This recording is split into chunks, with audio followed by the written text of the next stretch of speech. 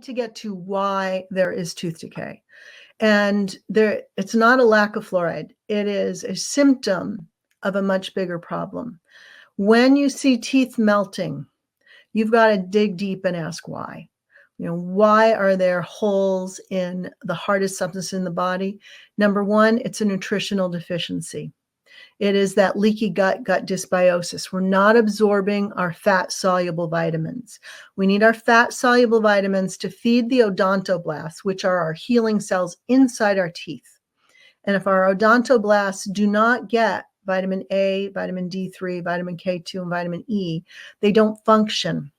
All of my high caries patients, my high decay patients, all have vitamin D levels in the teens to low 20s. And that's why I work with naturopaths and collaborate with my primary care physicians so that we test. We need to do blood work. We need to do stool work. We need to look if it's a systemic issue like gluten intolerance, celiac, and diabetes. Those are systemic issues that would point to high decay rates. Interstitial fluid flow. Now, most dental people aren't aware of this. Most people aren't aware of this. Our teeth have a fluid flow, like a lymph system, like the trees have sap. And it comes from our body and it goes through the tooth and it comes out in the mouth microscopically, but we're not going to see that.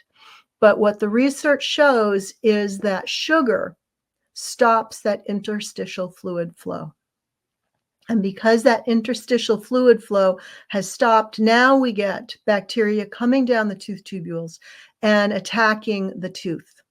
And if the odontoblasts aren't fed with vitamin D, that's where tooth decay really comes from.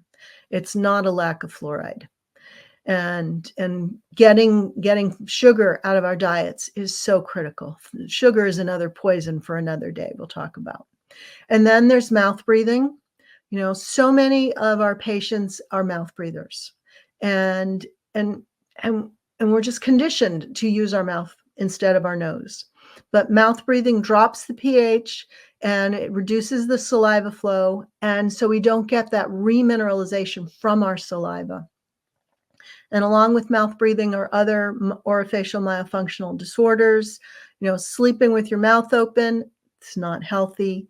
Poor sleep, and that's from breathing with your mouth open, and a lack of melatonin.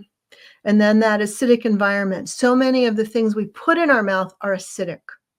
So soda pops and energy drinks and even wine and coffee. We're not addressing that acidic environment. But also, when we don't sleep well, we bring up acid fumes from the gut, and that is called silent reflux, and that dissolves teeth as well. And when we don't have saliva, we don't remineralize. And then, of course, as you can see on this little picture on the right, poor oral hygiene does matter. I use a disclosing solution that is tricolor. So pink is new plaque, purple is old plaque, and blue is acidic plaque. So there's some mouth breathing going on here, and it drops the pH, demineralizes the teeth, and that's the start of tooth decay. And then we also need to add, stress and emotions, because it all plays a role.